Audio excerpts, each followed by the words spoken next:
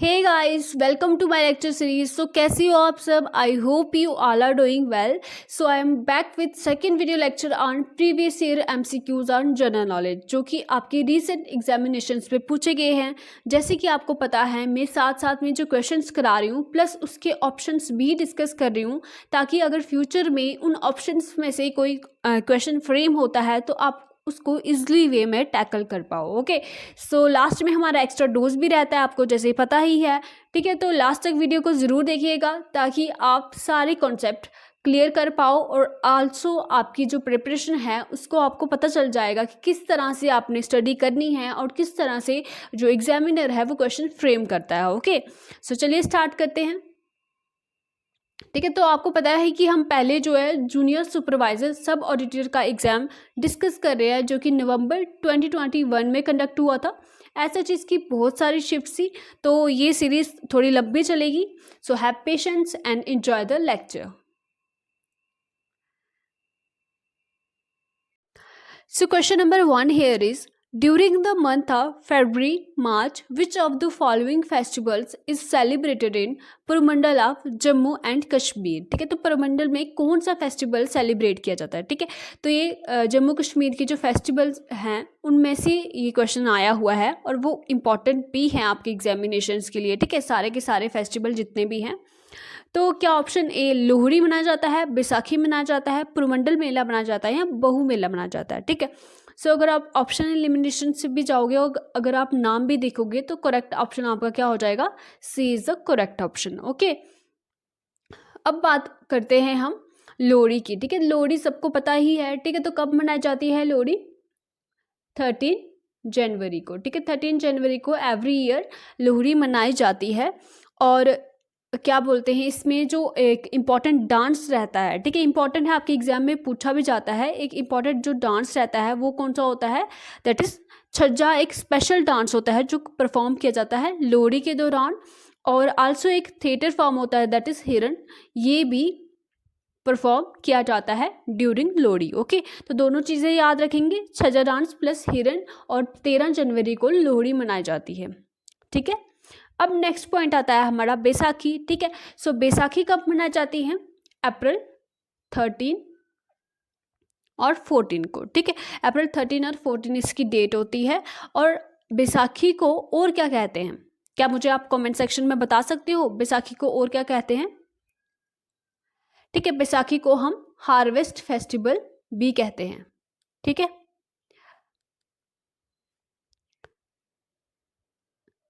एक सेकेंड। ठीक है, Baisakhi is also known as harvest festival. ठीक है, अब ये जो सिख्स हैं, ठीक है, जो सिख्स हैं ना जम्मू के, उनके लिए बैसाखी क्यों इंपॉर्टेंट है? बिकॉज जो 10th सिख गुरु थे, ठीक है, 10th सिख गुरु थे जो गुरु गोविंद। ठीक है, जो 10th सिख गुरु थे गुरु गोविंद, उन्होंने क्या किया था? खालसा सेक्ट परफॉर्म किया था 1699 में। ठीक है, तो बैसाखी के दौरान ही जो है उन्होंने परफॉर्म किया था खालसा सेक्ट 1699 में। तो उनके लिए भी ये बैसाखी जो है वो इम्पॉर्टेंट हो जाती है। ठीक है, बैसाखी के रिलेटेड हमने कितने पॉइंट याद रखने हैं? पहला तो ये मनाया कब जाता है? दैट इज अप्रैल 13 और 14 को। ओके, और इसको हम हार्वेस्ट फेस्टिवल भी कहते हैं।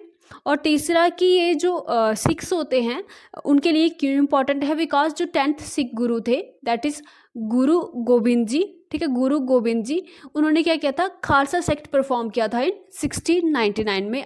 इम्पॉर्टेंट है सारे के सारे पॉइंट आपके। ठीक है, तो ये सब था इसके रिलेटेड, बैसाखी के रिलेटेड। अब बात करते हैं हम बहु मेला की। ठीक है, तो बहु मेला कहाँ पे परफॉर्म किया जाता है? इन द बहु फोर्ट। ठीक है, तो बहु फोर्ट कहाँ पे है? It is in the left bank of Tawi. ठीक है, तो तवी के लेफ्ट बैंक पे क्या है? बहु फोर्ट है। ओके, सो ये अगर हमने तवी बना दी तो यहाँ पे क्या है हमारा? ये लेफ्ट बैंक मान लो आप, और यहाँ पे क्या है? बहु फोर्ट है। ओके, एक सेकेंड गाइस। ठीक है, इस साइड बहु फोर्ट है लेफ्ट साइड, और राइट साइड अगर हम तवी के देखें तो अमर महल पैलेस है। ठीक है, यहाँ लिखा नहीं जा रहा, अब याद रखिए, अमर महल पैलेस है। ठीक है, इसकी राइट साइड क्या है? अमर महल पैलेस है और लेफ्ट साइड क्या है, बहू फोर्ट। ठीक है, आप किस तरह से याद रखेंगे कि लेफ्ट साइड है ये तभी के, देखो बहू जो होती है ना उसको कभी राइट नहीं समझते। ठीक है, तो उसको राइट नहीं समझते तो क्या समझते हैं, लेफ्ट समझते हैं। ठीक है, जब वो बात करेगी कुछ भी तो बोलते हैं कि ये गलत कह रही है। ठीक है, एग्जाम्पल के लिए आपको याद रखने के लिए बता रही हूँ, ऐसा कुछ नहीं है। ठीक है, तो आप इस तरह से याद रख सकते हो कि बहू क्या है, लेफ्ट साइड है। ठीक है, तो बहू फोर्ट कौन सी साइड है, लेफ्ट साइड है। ओके, अब बात करते हैं हम, यहाँ पे ये भी पूछा जा सकता है कि बहु मेला कब मनाया जाता है, कौन से मंथ में मनाया जाता है। देखो मंथ उन्होंने स्पेसिफिकली मेंशन किया है ना, तो एग्जामिनर का जो दिमाग है जहाँ पे भी चल सकता है। ठीक है, तो हम पूरे तरीके से इसको कवर करते हुए चलेंगे। बहु मेला कब मनाया जाता है, तो बहु मेला साल में 2 बारी मनाया जाता है। ठीक है, तो कब कब मनाया जाता है, मार्च और अप्रैल को, और सितंबर और अक्टूबर को। ठीक है, तो सितंबर और अक्टूबर को। देखो अभी याद कैसे रखोगे आप, एक सेकेंड, याद हम इस तरह से रखोगे। देखो जनवरी होता है, फरवरी होता है, मार्च होता है, अप्रैल होता है। ठीक है, याद रखो आप, सितंबर, अक्टूबर, नवंबर और दिसंबर। ठीक है, तो इसमें क्या होता है, देखो आप जो स्टार्टिंग वाले 1 और 2 है ना मंथ, उनको काट लो, और जो लास्ट वाले 11 और 12 है उनको काट लो। दोनों को काट लिया, जो पीछे बचे इनमें क्या किया जाता है, इनमें बहु मेला होता है। ठीक है, बहु मेला मनाया जाता है मार्च और अप्रैल को और सितंबर और अक्टूबर को। ठीक है, स्टार्टिंग के 2 मंथ छोड़ दो, लास्ट के 2 मंथ छोड़ दो, और जो आगे वाले मंथ्स हैं इनमें बहु मेला मनाया जाता है। ठीक है, तो शॉर्ट ट्रिक मैंने आपको बता दी किस तरह से इसको याद रखना है। ठीक है, अब हम नेक्स्ट चलते हैं, who among the following invented phonograph. ठीक है, तो फोनोग्राफ किसने इन्वेंट किया था, क्या वो थॉमस एडिसन ने किया था, इसाक न्यूटन ने किया था, निकोला टेस्ला ने किया था, या अल्बर्ट आइंस्टाइन ने किया था। ठीक है, तो बताओ बताओ। सो करेक्ट ऑप्शन यहाँ पे क्या हो जाता है, दैट इज थॉमस एडिसन ने किया था। ठीक है, अब देखो यहाँ पे फोनोग्राफ। ठीक है, अभी इतनी डिस्कवरीज होती है, हम याद कैसे रखेंगे। ठीक है, फोनोग्राफ से आप क्या याद रखो, फोन। ठीक है, तो एडिसन से क्या याद रखो, सन। ठीक है, तो फोन करो सन को, क्योंकि वो घर के बाहर गया है। ठीक है, माँ किसी को बोलती है कि फोन करो मेरे सन को। ठीक है, फोन करो सन को। ठीक है, फोनोग्राफ मतलब एडिसन, एडिसन, फोनोग्राफ मतलब एडिसन। ठीक है, तो इस तरह से थोड़ी सी ट्रिक याद रखेंगे हम इसको। नेक्स्ट चलते हैं हम, इंपॉर्टेंट क्वेश्चन है आपका। सो next question is question number 3, which of the following national park is located in the UT of Jammu Kashmir. ठीक है, तो इनमें से कौन सा जो नेशनल पार्क है वो जम्मू कश्मीर यूटी में प्रेजेंट है, क्या वो काजीरंगा नेशनल पार्क है, कंचनजुंगा है, दाचिगम नेशनल पार्क है, या Nameri national park and forest reserve है। ठीक है, सो करेक्ट ऑप्शन आपको पता ही होगा, that is option C is correct here, Dachigam national park. Okay, so बाकी वाले नेशनल पार्क हम डिस्कस कर लेते हैं। ठीक है, ये भी एग्जामिनेशन में पूछा जा सकता है आपके। सो काजीरंगा नेशनल पार्क कहाँ पे है पता है आपको, it is in Assam. Okay, और नामेरी भी कहाँ पे है, असम में है, और कंचनजुंगा कहाँ पे है, सिक्किम में।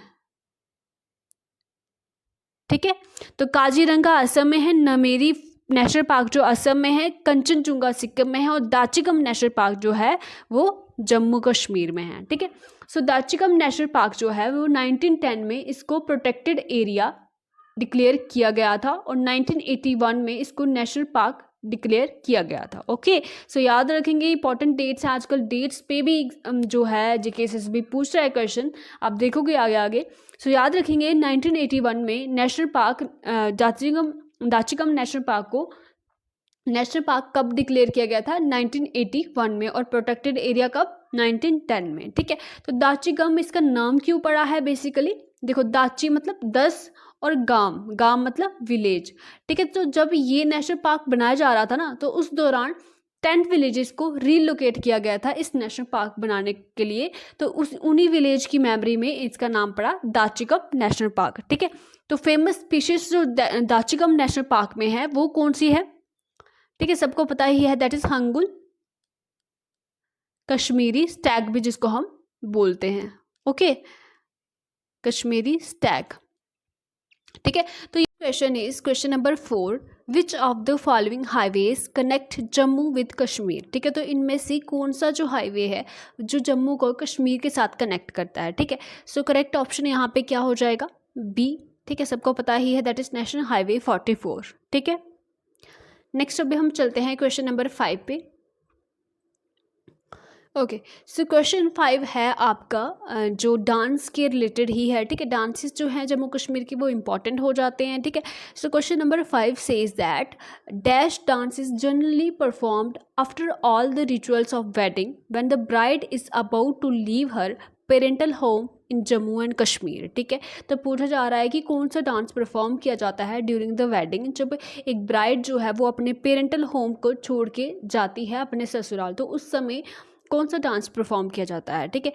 व्यूगी नाचुन है, दुम्हल डांस है, हफीज़ा डांस है या बाण जश्न है, ठीक है। अगर मैं गलत प्रोनाउंस कर रही हूँ तो सॉरी फॉर दैट, ठीक है। सो करेक्ट ऑप्शन यहाँ पे क्या हो जाएगा, that is option A, Wuegi Nachun. Okay, so ये डांस परफॉर्म किया जाता है जब ब्राइड अपना घर छोड़ के जाती है, ठीक है। तो बेसिकली जो कश्मीरी पंडित वुमेंस है, ठीक है, कश्मीरी जो पंडित फीमेल्स हैं वो क्या करती हैं, ब्राइडल जो रंगोली होती है उसके चारों तरफ वो क्या करती हैं, डांस करती हैं जब वो ब्राइड चली जाती है अपने पेरेंटल होम, नहीं पेरेंटल होम से वो चली जाती है जब। ओके, सो ये ब्राइडल रंगोली के अराउंड डांस करती हैं कश्मीरी पंडित जो फीमेल्स होती हैं। ओके, सो अगर हम बात करें दुम्हल डांस भी कश्मीर का ही है बेसिकली। सो दुम्हल डांस जो है वो मेल्स जो होते हैं वाटल ट्राइब के, ठीक है, वाटल ट्राइब के जो मेल्स हैं वो परफॉर्म करते हैं। एंड हफीज़ा डांस भी कश्मीर का ही एक डांस है। एंड इसमें जो फेमस एक हफीज़ा डांस में एक फेमस जो इंस्ट्रूमेंट यूज़ होता है that is santoor. Okay, santoor instrument is used in the Hafiza dance. और अगर हम बात करें कि जो फेमस संतूर प्लेयर थे जम्मू कश्मीर के, ठीक है, अभी रिसेंटली उनकी डेथ हुई है, तो आपका क्वेश्चन बन सकता है यहाँ से कि जो, ठीक है, मैं आंसर ही बता देती हूँ, शिव कुमार शर्मा, ठीक है, सबने नाम सुना ही होगा। शिव कुमार शर्मा फेमस संतूर प्लेयर रहे हैं जम्मू कश्मीर से, तो वो जो है संतूर के प्लेयर रहे हैं, तो आपको ये क्वेश्चन बन सकता है आपके एग्ज़ाम में। ओके, सो अभी बाण जश्न की बात करते हैं, ये भी कश्मीरी ही एक डांस है बाण जश्न, ठीक है। सो ये क्वेश्चन क्लियर होता है हमारा। क्वेश्चन नंबर 6 पे अभी हम चलते हैं। Question number 6 says that which section of Jammu Kashmir Panchayati Raj act 1989 deal with the constitution of the Halqa panchayat, ठीक है। अगर आपने मेरा जम्मू कश्मीर पंचायती राज एक्ट का जो मैंने लेक्चर प्रोवाइड किया है IG कॉमर्स क्लासेस पे, अगर आपने देखा होगा वो, तो आपको पता होगा ये सेक्शंस, ठीक है, मैंने सारी सेक्शंस आपको करवाई है वहाँ पे। सो यहाँ पे जो करेक्ट आंसर रहता है वो रहता है option D, that is section 4 deals with the constitution of the Halqa panchayat. Okay, so other sections को भी अभी हम एक बार ही देख लेते हैं, ठीक है। सेक्शन 14 किसके साथ डील करता है, with the Halqa panchayat fund, ठीक है, हल्का पंचायत फंड, ठीक है। मैंने आपको बताया था कि क्या होता है फंड होता है F से और 14 भी होता है F से, ठीक है। तो याद रखेंगे हल्का पंचायत की जो फंड के रिलेटेड जो हमारी सेक्शन रहेगी वो रहेगी सेक्शन 14, और सेक्शन 30 जो डील करता है with the removal of the chairperson of the block development council, ठीक है। ब्लॉक डेवलपमेंट काउंसिल का जो चेयरपर्सन है उसके रिमूवल के साथ कौन सी सेक्शन डील करती है, सेक्शन 30 किसके साथ डील करती है, removal of the chairperson of the block development council, ठीक है। सो सेक्शन 24 जो है वो डील करती है विद द मीटिंग ऑफ हल्का पंचायत, ठीक है, मीटिंग ऑफ हल्का पंचायत, ठीक है। अगर हम चैप्टर 5 की बात करें, कंडक्ट ऑफ बिजनेस, जो हमारे जम्मू कश्मीर रीऑर्गेनाइजेशन एक्ट में आता है, तो उसमें जो meeting of the Halqa panchayat है वो किस में दी हुई है, सेक्शन 24 में दी हुई है। ओके, आई होप आपको सारी सेक्शंस कवर हो गई होंगी।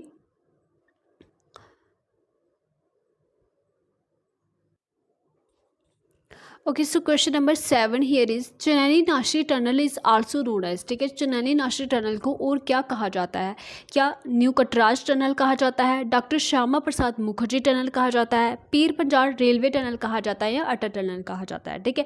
सो करेक्ट ऑप्शन यहाँ पे क्या हो जाएगा, बी ऑप्शन यहाँ पे करेक्ट हो जाएगा, that is doctor Shyama Prasad Mukherjee tunnel. Okay, so Chenani Nashri tunnel से एक और क्वेश्चन बन सकता है और बनता भी है आपके एग्जामिनेशन में कि इसकी लेंथ कितनी है। ठीक है, इसकी लेंथ कितनी है, दैट इज 9.28 किलोमीटर। ओके, सो इसकी लेंथ कितनी है, 9.28 किलोमीटर है। और एक और इम्पॉर्टेंट यहाँ इसके रिलेटेड क्वेश्चन बन सकता है कि इसकी जो कंप्लीशन है ये कब बन के तैयार हुआ था, दैट इज 2017 में चनैनी नासिर टनल जो है, जिसको डॉक्टर श्यामा प्रसाद मुखर्जी टनल भी हम बोलते हैं, ये 2017 में बन के तैयार हो गया था। ओके, अब हम बात करते हैं कुछ ये इंपॉर्टेंट टनल दिए हुए हैं, इनमें से भी क्वेश्चन बन सकता है। न्यू कटराज टनल की अगर हम बात करें तो ये नेशनल हाईवे 48 पे है। ठीक है, किस पे है, नेशनल हाईवे 48 पे है ये। ओके, सो ये पार्ट है गोल्डन क्वाड्रिलेटर का। ठीक है, गोल्डन क्वाड्रिलेटर पढ़ा ही होगा सबने। ठीक है, सो गोल्डन क्वाड्रिलेटर में है क्या बेसिकली, ठीक है, 4 मेट्रोपॉलिटन सिटीज़ को ज्वाइन करता है गोल्डन क्वाड्रिलेटर, है ना। ठीक है, तो दिल्ली, मुंबई, चेन्नई और कोलकाता। ठीक है, तो 4 मेट्रोपॉलिटन सिटी को ये ज्वाइन करता है और गोल्डन क्वाड्रिलेटर का पार्ट है क्या, न्यू कटराज टनल। ठीक है, अब नेक्स्ट बात आती है पीर पंजाल रेलवे टनल। ठीक है, पीर पंजाल रेलवे टनल को हम काजीगुंड रेलवे टनल भी बोलते हैं, काजीगुंड रेलवे टनल भी हम इसको बोलते हैं। और इसकी लेंथ कितनी है, दैट इज़ 11.21 किलोमीटर। ठीक है, 11.21 किलोमीटर इसकी लेंथ है। ठीक है, अब नेक्स्ट आती है बात अटल टनल की। ठीक है, अटल टनल जो है वो कहाँ पे है, हमारा हिमाचल प्रदेश में है। ठीक है, तो इसको हम क्या बोलते हैं, रोहतांग टनल भी बोलते हैं। ठीक है, रोहतांग टनल भी बोलते हैं। ठीक है, और इसकी जो लेंथ है वो कितनी है, दैट इज़ 9.02 किलोमीटर। ठीक है, 9.02 किलोमीटर इसकी लेंथ है। ठीक है, और एक और इसका एक बात याद रखिएगा आपकी, जो अटल टनल है ना, ये कौन सी शेप इसकी कैसी है, हॉर्स शू शेप्ड है ये, हॉर्स शू शेप्ड टनल है ये। ठीक है, तो इतनी सी बातें आप याद रखेंगे। अभी तक हमने क्या पढ़ा इसमें, न्यू कटराज जो टनल है वो नेशनल हाईवे 48 पे है और ये गोल्डन क्वाड्रिलेटर का पार्ट है। ठीक है, डॉक्टर श्यामा प्रसाद मुखर्जी टनल, जिसको हम चनैनी नासिर टनल भी बोलते हैं, इसकी जो लेंथ है दैट इज़ 9.28 किलोमीटर है और ये 2017 में बनके तैयार हो गया था। Okay, Pir Panjal railway tunnel की बात करते हैं तो 11.21 किलोमीटर इसकी क्या है, लेंथ है। और अटल टनल की अगर हम बात करें, सो अटल टनल जो है हिमाचल प्रदेश में है और इसको रोहतांग टनल भी बोलते हैं और इसकी लेंथ जो है दैट इज़ 9.02 किलोमीटर। ओके, और ये हॉर्स शू शेप्ड है। ठीक है, याद हुआ यहाँ तक, बिल्कुल। चलिए आप आगे चलते हैं।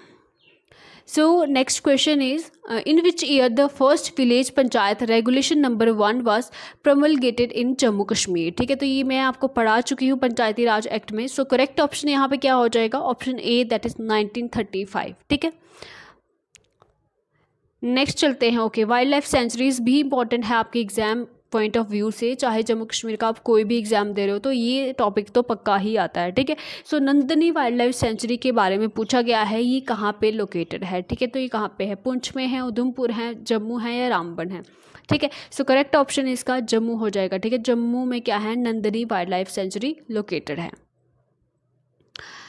अब बात करते हैं हम क्वेश्चन नंबर 10 की। ठीक है, यहाँ पे थोड़ा इसको काट लीजिएगा और ये सेफ्रॉन है गाइस, सेफ्टॉन नहीं है। ठीक है, थोड़ी मिस्टेक हो गई है यहाँ पे। विच of the following is the most important crop, summer crop. ठीक है, most important summer crop of the Jammu Kashmir. ठीक है, समर क्रॉप कौन सी है इसमें से, देखो अगर आप बात करोगे वीट की तो ये समर क्रॉप तो है नहीं, है ना, तो सेफ्रॉन भी नहीं होगा यहाँ पे। और करेक्ट ऑप्शन आपका हो जाएगा D, millets. Okay, correct option क्या हो जाएगा, मिलेट्स करेक्ट ऑप्शन आपका हो जाएगा।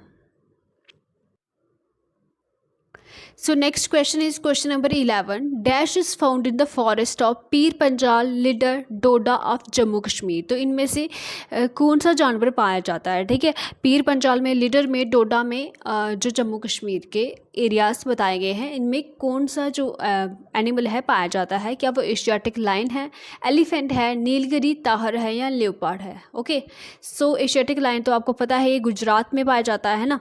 सो करेक्ट ऑप्शन यहाँ पे क्या हो जाएगा, option D is the correct option, that is leopard. Okay, याद रखेंगे, it is found in the forest of Pir Panjal, leader Doda of Jammu Kashmir.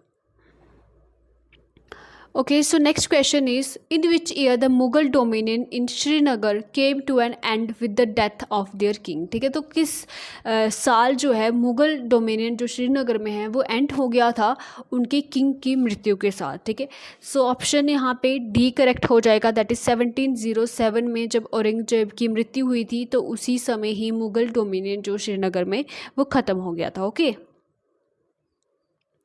अब नेक्स्ट यहाँ पे बहुत ही इजी क्वेश्चन है, वेयर इज़ द बहू कंजर्वेशन रिजर्व इज़ लोकेटेड। ठीक है, जिसको पता है बहू फोर्ट कहाँ पे है, जम्मू में है, तो ऑब्वियसली इसका करेक्ट ऑप्शन क्या हो जाएगा, option number D, that is Jammu. Okay, so next question is, when was the Jammu Kashmir reorganisation bill 2019 introduced in Rajya Sabha. ठीक है, तो ये अगर आपने मेरा लेक्चर देखा हुआ है तो आप इजीली इसको मार्क कर लोगे, दैट इज़ 5 अगस्त। ओके, सो 6 अगस्त को कहाँ पे इंट्रोड्यूस हुआ था, लोकसभा में इंट्रोड्यूस हुआ था, और 9 अगस्त को प्रेसिडेंट का असेंट मिल गया था। ठीक है, तो प्रेसिडेंट उस समय कौन थे, रामनाथ कोविंद जी थे। ठीक है, तो अभी कौन से नए प्रेसिडेंट हमारी बनी है, ठीक है, 50th प्रेसिडेंट जो बनी है हमारी, दैट इज़ द्रौपदी मुर्मू। ठीक है, स्पेलिंग देख लीजिएगा आप, द्रौपदी मुर्मू बनी है। ठीक है, तो एक फर्स्ट जो ट्राइबल प्रेसिडेंट बनी है। ठीक है, तो कौन सी ट्राइब से बिलोंग करती हैं वो पता है आपको, कौन सी ट्राइब है, बताएंगे मुझे कमेंट सेक्शन में। ठीक है, संथाली आई थिंक है ना, संथाली देख लीजिएगा, ज़रा क्रॉस चेक कर लीजिएगा। ठीक है, सो क्वेश्चन नंबर 15 पे अभी हम चलते हैं। विच of the following airport is in Srinagar. ठीक है, तो श्रीनगर में जो एयरपोर्ट है उसके बारे में बताया गया है कि इनमें से कौन सा जो एयरपोर्ट है वो श्रीनगर में है। ठीक है, क्या वो लोकप्रिय गोपीनाथ बरदौली इंटरनेशनल एयरपोर्ट है, शेख उल आलम इंटरनेशनल एयरपोर्ट है, गुरु रामदास जी इंटरनेशनल एयरपोर्ट है, या सरदार वल्लभ भाई पटेल इंटरनेशनल एयरपोर्ट है। ठीक है, सो करेक्ट ऑप्शन यहाँ पे क्या हो जाएगा, करेक्ट ऑप्शन हो जाएगा यहाँ पे option B, that is Sheikh ul Alam international airport. ठीक है, अगर बात करें जम्मू कश्मीर की तो एक ही इंटरनेशनल एयरपोर्ट है, that is Sheikh ul Alam international airport. Okay, so other जो इंटरनेशनल एयरपोर्ट्स दिए हुए हैं ये भी इंपॉर्टेंट हो जाते हैं, आपके एग्जाम से पूछे जा सकते हैं। तो अभी हम बात करते हैं लोकप्रिय गोपीनाथ बरदौली इंटरनेशनल एयरपोर्ट कहाँ पे है। ओके, सो ये है असम में। ठीक है, और गुरु रामदास जी इंटरनेशनल एयरपोर्ट कहाँ पे है। ठीक है, गुरु से आप थोड़ा गेस्ट लगा सकते हैं, गुरु कहाँ पे होते हैं, पंजाब में, तो ये अमृतसर पंजाब में है। ठीक है, याद रखेंगे अमृतसर पंजाब में है गुरु रामदास जी इंटरनेशनल एयरपोर्ट। ठीक है, आप यहाँ पे टी लिख दीजिएगा, एक सेकेंड, टी लिख दीजिएगा। ठीक है, एयरपोर्ट की स्पेलिंग तो आपको आते ही हैं। अब बात करते हैं सरदार वल्लभ भाई पटेल इंटरनेशनल एयरपोर्ट। ठीक है, सरदार वल्लभ भाई पटेल इंटरनेशनल एयरपोर्ट कहाँ पे है गाइस, बताएंगे मुझे। अहमदाबाद गुजरात में है। ठीक है, अहमदाबाद गुजरात में है। ठीक है, सरदार वल्लभ भाई पटेल जो है वो गुजरात से ही एसोसिएटेड थे, तो उनका जो इंटरनेशनल एयरपोर्ट है उनके नाम पे वो भी कहाँ पे है, अहमदाबाद गुजरात में ही है। ठीक है, गुरु रामदास जी का तो आपको याद रहेगा। ठीक है, गुरु जो सिखों के गुरु होते हैं और सिख मेनली पंजाब में रहते हैं, तो आप याद रख सकते हैं इसको भी। और शेख उल आलम इंटरनेशनल एयरपोर्ट तो जम्मू कश्मीर का, ये तो आपको याद ही रहेगा बिकॉज ये एक ही है। अब बात करते हैं लोकप्रिय गोपीनाथ बरदौली इंटरनेशनल एयरपोर्ट को हम किस तरह से याद रखेंगे कि ये आसाम का है। ठीक है, अब देखो थोड़ी सी ट्रिक हम इसकी बनाने की कोशिश करेंगे। लोकप्रिय, ठीक है, मतलब लोगों में प्रिय। ठीक है, लोगों का प्यारा होना या लोगों में प्रिय होना जिसको लोग पसंद करें। ठीक है, तो लोगों में प्रिय होना, लोग जिसको पसंद करें वो चीज़ आसान नहीं होती। ठीक है, लोग आपको पसंद करें वो चीज़ आसान नहीं होती। ठीक है, उसके लिए बहुत मेहनत करनी पड़ती है, उसके लिए लोगों का दिल जीतना पड़ता है। ठीक है, तो इस तरह से आप याद रखिए कि लोगों में प्रिय होना, ठीक है, लोगों में प्रिय होना आसान नहीं होता। ठीक है, तो याद रखिए लोकप्रिय गोपीनाथ बरदौली इंटरनेशनल एयरपोर्ट कहाँ है, असम में है। आसान से आसाम, और लोगों में प्रिय होना मतलब लोकप्रिय गोपीनाथ बरदौली इंटरनेशनल एयरपोर्ट। ठीक है, आई होप आपको ये एग्जाम में स्ट्राइक करेगा और तब आपको लगेगा कि ओके मैंने पढ़ा था मैम से। ठीक है, सो नेक्स्ट क्वेश्चन आता है यहाँ में हमारा, Baglihar hydro electric power project कौन सी रिवर पे है। ठीक है, क्या वो इंडस पे है, चिनाब पे है, झेलम पे है, या रावी पे है। ठीक है, सो करेक्ट ऑप्शन आपका क्या हो जाएगा यहाँ पे, बिल्कुल सही, चुनाव रिवर पे ये है। ठीक है, तो याद रखेंगे हाइड्रो इलेक्ट्रिक पावर प्रोजेक्ट पे भी ये क्वेश्चन आ रहे हैं, तो आप एरियाज देख सकते हो कि आपको कौन कौन सा टॉपिक जो है वो अच्छे से करना है। ठीक है, अब हम बात करते हैं क्वेश्चन नंबर 17 की। Which of the following places has the distinction of being Asia's only heli skiing resort. ठीक है, तो ये सबको ही पता है, that is option D Gulmarg. ठीक है, गुलमार्ग कहाँ पे है, कौन सी डिस्ट्रिक्ट में है, कोई मुझे कमेंट सेक्शन में बताएगा।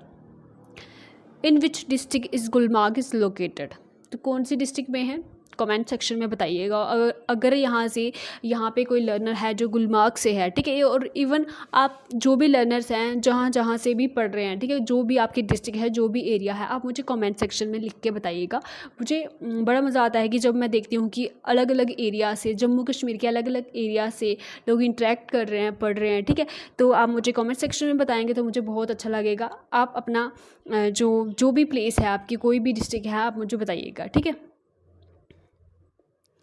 सो क्वेश्चन नंबर 18 है यहाँ पे, the river Tawi in Jammu Kashmir originate from which spring. ठीक है, तो कौन से स्प्रिंग से जो रिवर तावी है जम्मू कश्मीर की, वो ओरिजिनेट होती है। ठीक है, तो आप देख सकते हैं कि सोर्स भी उसका पूछा गया है, तो इस तरह से हमने प्रिपरेशन करके जानी है। क्या वो खून स्प्रिंग है, नागरी परोले है, कैलाश कुंड स्प्रिंग है, या वेरीनाग स्प्रिंग है।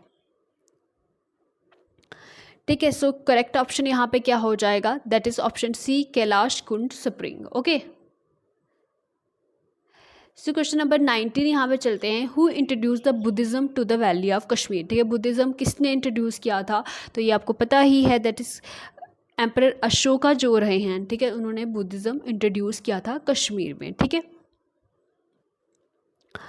सो नेक्स्ट क्वेश्चन आता है हमारा, okay, which is the popular form of folk music in Jammu Kashmir. देखिए, म्यूज़िक हो गया, डांस हो गया, ठीक है, फेस्टिवल्स हो गए, और ये वाइल्ड लाइफ सेंचुरीज़ हो गई, नेशनल पार्क्स हो गई, ये तो बहुत ही इंपॉर्टेंट है, इनको तो आप स्किप कर ही नहीं सकते। ठीक है, आपने पढ़ के रखे होंगे। ठीक है, आपने ऑलरेडी, अगर आपने एग्जाम्स की पहले प्रिपरेशन की है तो आपने पढ़ के रखे होंगे, और जो बिगिनर्स हैं वो भी पढ़ सकते हैं। ठीक है, तो अगर आपने पढ़ के रखे हैं तो नए से नोट्स बनाने की कोई ज़रूरत नहीं है। ठीक है, आप क्वेश्चंस देखिए कहाँ कहाँ से क्वेश्चन आ रहे हैं, और ऊपर जो स्पेस बचती है आपके नोटबुक के, आप स्टार मार्क करके वहाँ पे ऐड कर सकते हैं। जो आपने, अगर ये आपके नोट्स में है ये पॉइंट, आप उसको हाईलाइट कर सकते हैं, ताकि रिवीजन के टाइम आपको ईजिली वे में वो लर्न हो जाए। ओके, सो देखिए यहाँ पे popular form of folk music कौन सा है जम्मू कश्मीर का, यहाँ सोहर है, ओवी है, पंडावी है, या चाकरी है। ठीक है, सबको पता है, ऑप्शन डी यहाँ पे करेक्ट हो जाएगा।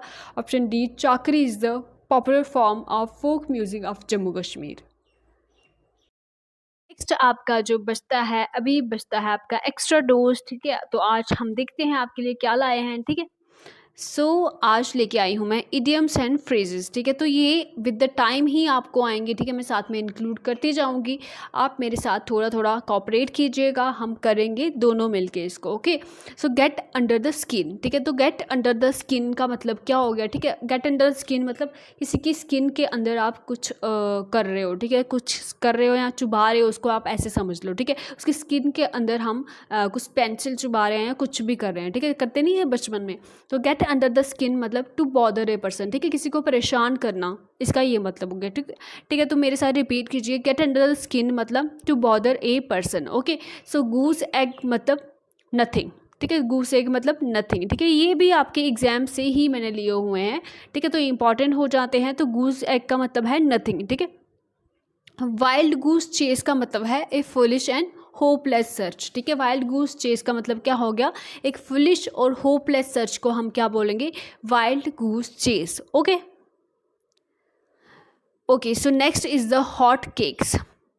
ठीक है, हॉट केक्स का मतलब क्या हो गया, जब भी हॉट केक्स यूज़ होता है तो मतलब टू बी बॉट और सेल क्विकली। ठीक है, कोई भी चीज़ जो हॉट केक्स की तरह मतलब जल्दी से उसकी बिक्री हो जाए या बेची जा सके। ठीक है, हॉट केक्स मतलब गरम गरम केक्स खाने का मन करता है ना, तो जल्दी बिक जाते हैं। ठीक है, तो उसी तरह से आप याद रखिए, टू बी बॉट और सेल क्विकली। ठीक है, चीप स्केट क्या हो गया, someone who hates to spend money. ठीक है, तो जो पैसे खर्च करने से नफरत करता हो या ज़्यादा पैसे खर्च करना पसंद नहीं करता हो, उसको बोलेंगे चीप स्केट। क्या बोलेंगे, चीप स्केट। क्या बोलेंगे, cheapskate, someone who hates to spend money. Okay, next one is oddball, ठीक है। ऑड बॉल क्या होगी, ठीक है, एक स्ट्रेंजर पर्सन, ठीक है, कोई भी स्ट्रेंज पर्सन जो होगा उसको हम क्या बोलेंगे, ऑड बॉल। क्या बोलेंगे, odd ball is a strange person, ठीक है, याद रखेंगे। अभी तक हमने पढ़ा गूस है कि मतलब नथिंग, वाइल्ड गूस चेस मतलब a foolish and hopeless search, hot cakes मतलब to be bought and sell quickly, cheap skate मतलब समवन हु हेट्स टू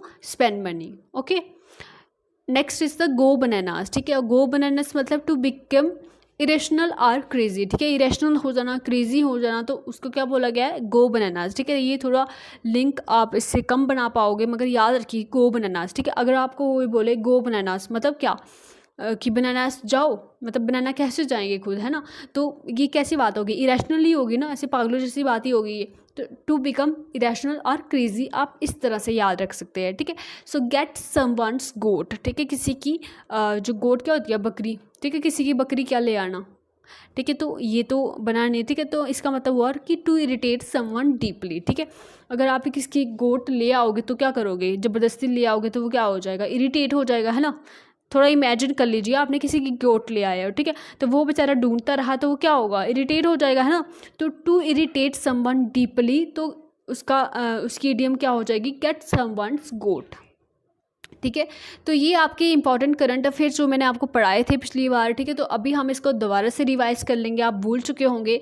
सो मेरे साथ बोलिए, जो फिलीपींस के प्रेसिडेंट नए अपॉइंट हुए हैं उनका नाम क्या है, फर्डिनेंड मार्कोस जूनियर। क्या नाम है उनका, फर्डिनेंड मार्कोस जूनियर, ठीक है। आप खुद भी रिवाइज कीजिए, और अगर आप करंट अफेयर्स का एक सोर्स रखें जिसको आप रोज़ पढ़े, तो यहाँ पे आपका रिवीजन हो जाएगा बेसिकली, ठीक है। तो इंपॉर्टेंट हो जाता है आपको करंट अफेयर पढ़ना, ठीक है। आप किसी भी चैनल से पढ़ सकते हैं। जैसे मैं आपको सजेस्ट करूँगी कि जो परचम की क्लासेस हैं, ठीक है, परचम क्लासेस का जो करंट अफेयर है वो भी अच्छा पढ़ाते हैं, ठीक है। अगर आप ज़्यादा पढ़ना चाहते हैं, ठीक है, ज़्यादा 1 आवर के लिए तक करंट अफेयर जो पढ़ना चाहते हैं डेली में, आपके इतने पेशेंट्स हैं, तो आप करंट अफेयर बाय आशीष गौतम भी कर सकते हैं। आशीष गौतम जो अड्डा 247 में पढ़ाते हैं, ठीक है, उसमें भी कर सकते हैं, ठीक है। बड़े सारे चैनल हैं, आप कोई भी सोर्स कर सकते हैं, करंट अफेयर तो सेम ही रहते हैं, ठीक है। तो फिलीपींस के जो प्रेसिडेंट है फर्डिनेंड मार्कोस जूनियर है। सोमालिया के जो प्रेसिडेंट है दैट इज़ हसन शेख मोहम्मद है, हसन शेख मोहम्मद है। और जो प्राइम मिनिस्टर है वो हमज़ा अब्दी बारे हैं। क्या है, सोमालिया के जो प्रेसिडेंट है हसन शेख मोहम्मद है, और प्राइम मिनिस्टर जो है हमज़ा अब्दी बारे हैं, ठीक है। कोलंबिया के जो नए प्रेसिडेंट अपॉइंट हुए हैं दैट इज़ गुस्तावो पेट्रो, ठीक है। कोलंबिया के जो प्रेसिडेंट है वो गुस्तावो पेट्रो है। अल्बानिया के हैं बजराम बेगच, अल्बानिया के क्या हैं, बजराम बेगच, ठीक है। नाम है सच आपको याद करने ही पड़ेंगे, बिकॉज आपके एग्जाम में मैंने देखे ऐसे क्वेश्चन कि जो न्यूली, एक सेकेंड, ये क्या हो गया,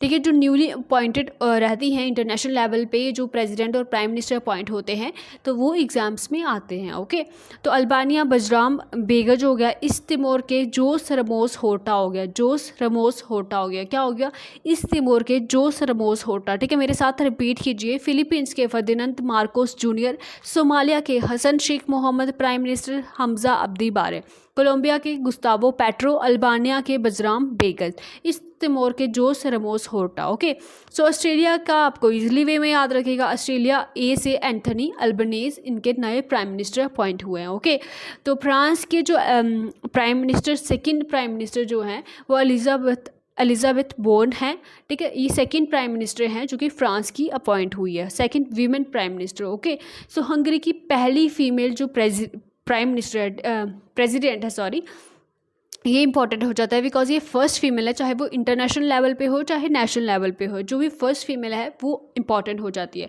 सो हंगरी की, ठीक है, हंगरी मैंने आपको बताया था पिछली बार कि किस तरह से आप याद रखोगे, ठीक है। तो कैट हंगरी है, ठीक है, कैट हंगरी है। मैंने आप बोला था आपको, कैट से कैटलिना नोवाक हो गया और हंगरी से हंगरी हो गया, ठीक है, कैट हंगरी है।